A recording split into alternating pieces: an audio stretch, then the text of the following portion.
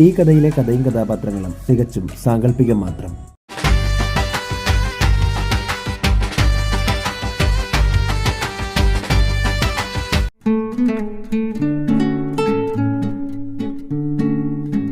നീ യഥാർത്ഥത്തിൽ ദീപകിന്റെ സഹോദരിയാണെന്ന് അറിഞ്ഞിട്ടാ ഞാൻ ഇങ്ങോട്ട് വന്നത്. ഇങ്ങനെ ഒരു പാപം ചെയ്യാൻ ഞാൻ സമ്മതിക്കുകയുമില്ല. ഭഗവാനെ, ഒരു വധുവിന് പകരം മറ്റൊരു വധു അവിടെ എത്താൻ എന്താ ഇപ്പോൾ വഴി? ഇതെന്താ മഹാദേവ? ഞാൻ എങ്ങനെ വധുവായി മാറി? നിനക്ക് പകരം ഈ വൃന്ദ എങ്ങനെയാണ് മണ്ഡപത്തിൽ വന്നതെന്ന് ഉത്തരം പറയേണ്ടവൾ നീയാണ്. ആന്റിയുടെ മകൻ യഥാർത്ഥത്തിൽ സ്നേഹിക്കുന്നത് എന്നെയല്ല, വൃന്ദയാണ്. എന്തിനായിരുന്നു ആലിയ ഇപ്പോ അവിടെ ഈ നാടകം? നീ ഇപ്പോൾ വിവാഹം കഴിച്ച ദീപകിനെ ഉൾപ്പെടെ എല്ലാവരെയും ഞാൻ കൊന്നിരിക്കും. നീ ഒരു ചുക്കം ചെയ്യില്ല. കാണാം, നമുക്ക് കാണാം. എനിക്ക് ഇവളെ മരുമകളായി അംഗീകരിക്കാൻ പറ്റില്ല. നീ പേടിക്കണ്ട.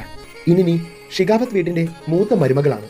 ദീപ്, ഞാൻ എന്റെ സാഹചര്യം കൊണ്ടാ ഇങ്ങനെ ഒരു അവസ്ഥയിലേക്ക് എത്തപ്പെട്ടത്. നിന്നോടൊരു ഇഷ്ടം എനിക്കുണ്ടെന്നുള്ളത് സത്യം തന്നെയാണ്. പിന്നെ അവൾ എങ്ങനെ ഒറ്റയ്ക്ക് പുറത്തു വന്നു? എന്തായാലും അവൾ വീണ്ടും ഇവിടെ എത്തും. മോളെ, ദേ നോക്ക്, വൃന്ദ. നമ്മൾ ഇനി എന്ത് ചെയ്യും? പെട്ടെന്ന് ആലിയയും മാതുലികയും തൂണിന്റെ പിന്നിലേക്ക് മറഞ്ഞു നിന്നു. വൃന്ദ നേരെ ക്ഷേത്രത്തിലേക്ക് വന്നു. മണികൾ ശക്തിയായി മുഴക്കിക്കൊണ്ട് വൃന്ദ മഹാദേവനോട് ദേഷ്യപ്പെട്ടു. മഹാദേവ, എന്താ ഇത്? ഞാൻ എങ്ങനെയാ കല്യാണ മണ്ഡപത്തിലെത്തി? ഒന്നിനും എന്റെ കയ്യിൽ ഉത്തരമില്ല. രഞ്ജിത്തുമായി എന്റെ വിവാഹ നിശ്ചയം കഴിഞ്ഞതാ. ദീപക് എന്റെ സുഹൃത്താണ്.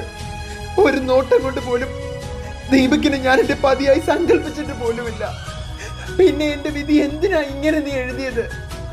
എന്റെ നെറ്റിയിൽ വീണ ഈ സിന്ദൂരം കൊണ്ട് നീ എന്താണ് അർത്ഥമാക്കുന്നത്? ആലിയയുടെ ബോധം പോയതിനു ശേഷം ഞാൻ എങ്ങനെ വധുവായി മാറിയെന്ന് എനിക്ക് അറിയില്ല.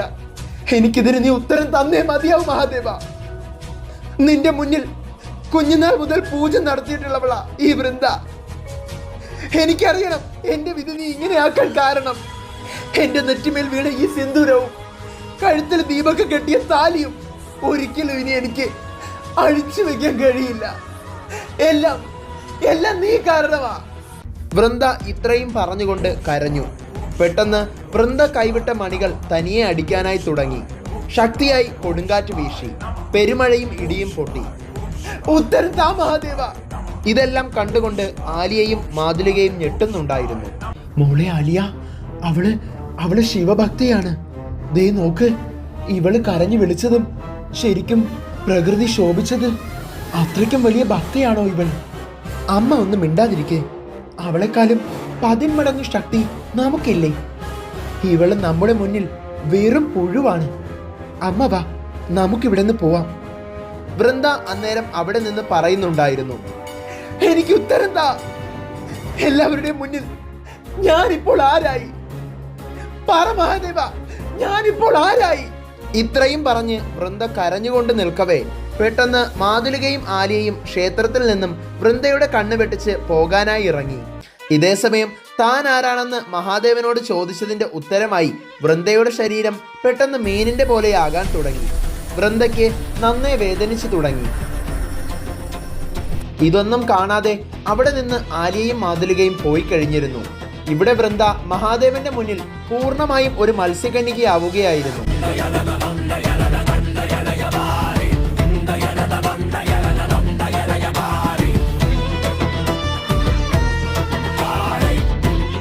കരിമത്സ്യകന്യകയായി മാറാൻ തുടങ്ങവേ വൃന്ദ തന്റെ ശരീരത്തിലെ മാറ്റങ്ങൾ അറിഞ്ഞു തുടങ്ങി.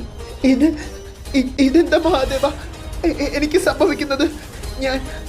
ഞാൻ മറ്റാരോ ആകാൻ തുടങ്ങുന്നത് പോലെ. തിമിർത്ത് പെയ്യുന്ന മഴ ക്ഷേത്രത്തിന്റെ 4 ഓടിന്റെ ഭാഗത്തു നിന്നും താഴേക്ക് ദൃശ്യം കാണുന്ന ഒരു കണ്ണാടി പോലെ തിളങ്ങുന്ന മതിലായി മാറുന്നുണ്ടായിരുന്നു. പെട്ടെന്ന് വൃന്ദ അത് കണ്ടു. ചറപറ മഴയിൽ തിളങ്ങി നിൽക്കുന്ന കണ്ണാടി പോലുള്ള വെള്ളത്തിൽ തന്റെ വിശ്വരൂപം. തന്റെ വയറിന് താഴെ കാലുകൾക്ക് പകരം മീനിന്റെ വാൽ. വൃന്ദ ഞെട്ടി. ഇതെന്താ? ഒരിക്കൽ കൂടി കണ്ണു തിരുമ്മിക്കൊണ്ട് വൃന്ദ ഒന്നുകൂടി സൂക്ഷിച്ചു നോക്കി. ഇല്ല, ദൃശ്യത്തിന് മാറ്റമില്ല. കണ്ണടച്ചു തുറന്നപ്പോൾ തന്റെ വേഷവും ആകെ മാറിയിരിക്കുന്നു.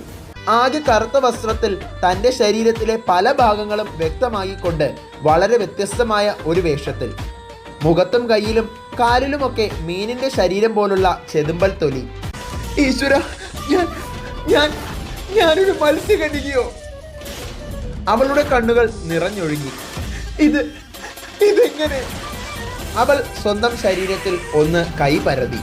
നെറ്റിയിൽ നീളനെ നെറ്റിച്ചുട്ടിയും കഴുത്തിൽ മാലയും കയ്യിൽ വളകളും ബ്രേസ്ലെറ്റും കാലിൽ പാദസരവും തന്റെ നാണം മറയ്ക്കാൻ വേണ്ടി മാത്രം ശരീരത്തിൽ വസ്ത്രവും.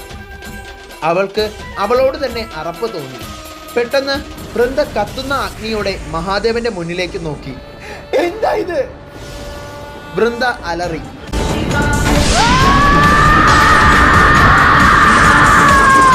പെട്ടെന്ന് മത്സ്യലോകം മൊത്തം ഒന്ന് ഇളകി മറിഞ്ഞു. അശ്വഹംസ കടപ്പുറം മാത്രമല്ല, അങ്ങ് 7 കടലുകളും ശംഖുമുഖം പോലും ഇളകി മറിഞ്ഞ ഒരു അലർച്ചയായിരുന്നു അത്. തന്റെ കൺമുന്നിൽ നടക്കുന്നത് വിശ്വസിക്കാൻ കഴിയാതെ വൃന്ദ ആകെ പതറിപ്പോയി. എനിക്ക് എന്തെങ്കിലും പറഞ്ഞു തരൂ മഹാദേവ. എനിക്ക് സംഭവിക്കുന്നത് എന്താണെന്ന് പറഞ്ഞു തരാൻ നിനക്ക് മാത്രമേ കഴിയൂ. ഇല്ലെങ്കിൽ ഈ ക്ഷേത്രത്തിൽ തല തല്ലിച്ചാകും ഞാൻ. ഇത്രയും പറഞ്ഞുകൊണ്ട് വൃന്ദ തന്റെ തല ക്ഷേത്രത്തിന്റെ ഭിത്തിമേൽ ഇടിക്കാൻ തുടങ്ങി. മത്സ്യലോകത്തെങ്ങും ഉൾക്കടൽ ഇളകി മറിഞ്ഞു. മത്സ്യലോകത്തെ ആരെങ്കിലും പോയി നമ്മുടെ രാജകുമാരിയെ കാര്യങ്ങൾ പറഞ്ഞു മനസ്സിലാക്കൂ. ആരാണിപ്പോൾ ആ കുട്ടിയെ കാര്യങ്ങൾ പറഞ്ഞു മനസ്സിലാക്കാനുള്ളത്? അമ്മയായ മാതുലിക ഇവിടെ ഇല്ല. മത്സ്യലോകത്ത് വിവിധ ചർച്ചകൾ നടക്കുമ്പോൾ ആർക്കും ഒരു ഉത്തരവും ഇല്ലായിരുന്നു. ഇതേസമയം ശിവന്റെ കൈലാസം പോലും ഇളകി മറിയുന്ന രീതിയിൽ വൃന്ദ തന്നെ സ്വയം നശിപ്പിക്കാൻ തുടങ്ങവേ അവൾ അവളുടെ കണ്ണുകൾ തുറന്നു.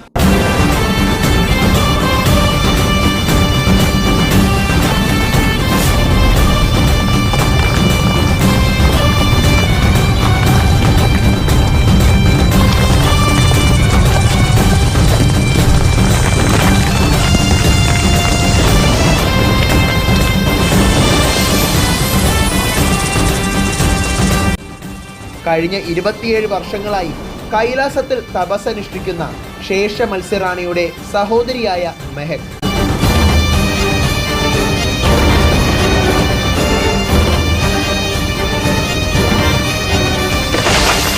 അതെ, ഞാൻ അവളെ തടഞ്ഞേ പറ്റൂ.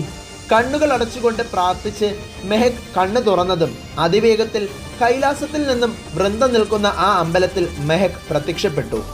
തലതല്ലി കരയുന്ന വൃന്ദയുടെ തോളിൽ മെഹക് തട്ടി വിളിച്ചു. വൃന്ദ, നീ സമാധാനിക്ക്. നിന്റെ ചോദ്യങ്ങൾക്കുള്ള ഉത്തരം ഞാൻ തരാം. മെഹക്കിനെ കണ്ടതും വൃന്ദ ഞെട്ടി. നിങ്ങൾ ആരാ? നിങ്ങൾ എന്റെ ചോദ്യത്തിന് ഉത്തരം തരുന്നത് എന്തിനാ? എന്നെ നിനക്കറിയാൻ സാധ്യതയില്ല. ഒരുപക്ഷെ നിന്റെ അമ്മയ്ക്ക് എന്നെ അറിയാമായിരിക്കും. എന്റെ അമ്മയ്ക്കോ? സരോജിനി അമ്മയ്ക്കോ? അല്ല, നിന്നെ പ്രസവിച്ച മത്സ്യലോകത്തിന്റെ രാജകുമാരിയായ അമ്മയ്ക്ക്. പെട്ടെന്ന് വൃന്ദ ഞെട്ടി. നിങ്ങൾ എന്തൊക്കെയായി പറയുന്നത്? നിങ്ങൾ ആരാ? അന്നേരം മെഹക് പറഞ്ഞു. ഞാൻ മെഹക്, നിന്നെപ്പോലെ തന്നെ ഒരു മത്സ്യകന്യകയാണ്. ഒരിക്കൽ കൊടും ക്രൂരതകൾ ചെയ്ത് പിന്നീട് ചെയ്ത തെറ്റുകൾ തിരിച്ചറിഞ്ഞ ശേഷം നന്നായ ശംഖുമുഖത്തിലെ ശേഷ മത്സ്യറാണി പ്രതയുടെ സഹോദരി മെഹക്. പെട്ടെന്ന് വൃന്ദ ഞെട്ടി. നിങ്ങൾ മത്സ്യകന്യകയോ? മെഹക് തന്റെ ശരീരത്തിൽ മത്സ്യത്തിന്റെ ശക്തികൾ എടുത്തതും വൃന്ദയ്ക്ക് മെഹക് ഒരു മത്സ്യകന്യകയാണെന്ന് മനസ്സിലായി. പറയ്, എന്തുകൊണ്ടാ ഞാൻ ഇങ്ങനെ? എനിക്കിതിനുള്ള ഉത്തരം താ. മെഹക് അന്നേരം പറഞ്ഞു. എല്ലാത്തിനുമുള്ള ഉത്തരം ഞാൻ തരാം. പക്ഷെ ഇപ്പോൾ സമയം അർദ്ധരാത്രി 11 മണി ആയി കഴിഞ്ഞു. ഇനിയും നിന്റെ വീട്ടിൽ കാണാതിരുന്നാൽ അവർ ടെൻഷനാകും വൃന്ദ. ഇത്രയും പറഞ്ഞുകൊണ്ട് വൃന്ദയുടെ കണ്ണുകൾ തുടച്ചുകൊണ്ട് മെഹക് പറഞ്ഞു. ഞാൻ നിന്റെ കൂടെ തന്നെയുണ്ട്. നീ ഇപ്പോൾ സമാധാനമായി നിന്റെ വീട്ടിലേക്ക് പോയിക്കോ.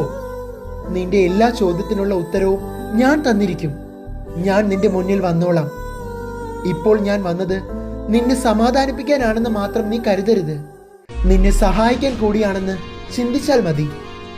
നീ മത്സ്യകന്യകയാണെന്നോ നിനക്ക് മാറ്റം വന്നുവെന്നോ ആരും അറിയാൻ പാടില്ല. നിന്റെ ചോദ്യങ്ങളുടെ പ്രസക്തി എനിക്ക് മനസ്സിലാകും. എൻ്റെ കയ്യിൽ എല്ലാത്തിനുള്ള ഉത്തരങ്ങളുമുണ്ട്. ഇപ്പോൾ പക്ഷേ നീ വീട്ടിലേക്ക് പോകണം വൃന്ദ. അവിടെ നിന്നെ എല്ലാവരും അന്വേഷിക്കുകയാണ്. എന്നെയോ? അതെങ്ങനെ നിങ്ങൾക്കറിയാം? പെട്ടെന്ന് മെഹക് തന്റെ കണ്ണിലെ കൃഷ്ണമണിയിലൂടെ വീട്ടിൽ അവളെ സരോജിനിയും ദീപക്കുമെല്ലാം അന്വേഷിക്കുന്നത് കാണിച്ചു കൊടുത്തു.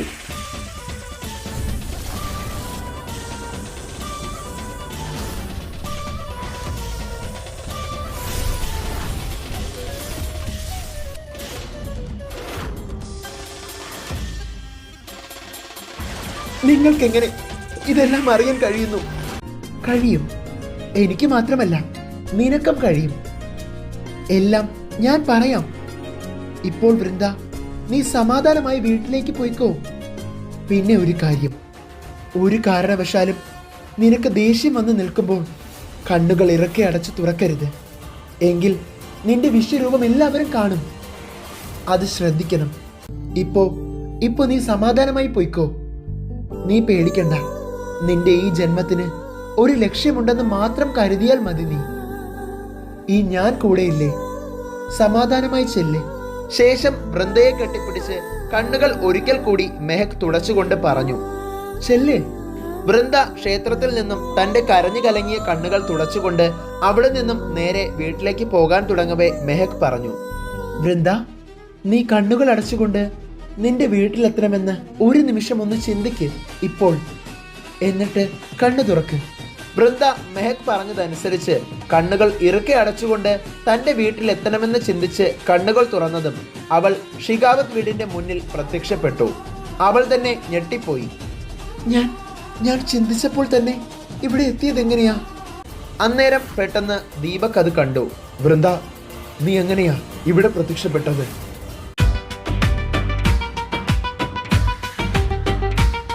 വിവാഹത്തിനായി അണിയിച്ചൊരുക്കിയ ഈ മുറി. ദീപക്, പ്ലീസ്, എൻ്റെ മനസ്സ് വല്ലാതെ അസ്വസ്ഥമാണ്. ഈ സത്യങ്ങൾ മനസ്സിലാക്കി തരാൻ മെഹക്കിന് മാത്രമേ കഴിയൂ. ഇവനെ ഉപേക്ഷിച്ച് ഇപ്പോൾ ഞാൻ പോകുന്നത് ശരിയാണോ?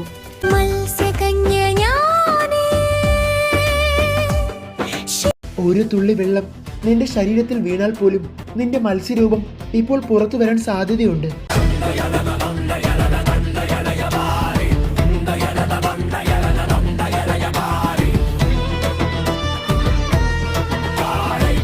വൃന്ദ,